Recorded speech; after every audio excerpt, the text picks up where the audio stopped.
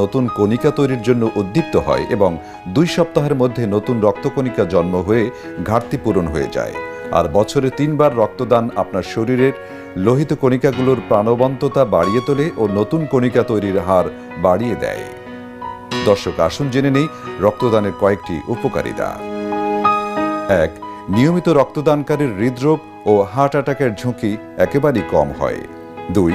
নিয়মিত স্বেচ্ছায় রক্তদানের মাধ্যমে বিনা খরচে জানা যায় নিজের শরীরে বড় কোনো রোগ আছে কিনা, যেমন hepatitis B, hepatitis C, syphilis, HIV, AIDS ইত্যাদি। 3.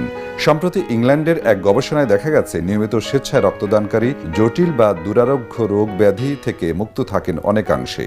নিয়মিত রক্তদান ক্যান্সার প্রতিরোধেও সহায়ক। 4. রক্তে কোলেস্টেরলের উপস্থিতি কমাতে সাহায্য করে নিয়মিত রক্তদান। 5. মুমূর্ষু মানুষকে রক্তদান করে আপনি পাচ্ছেন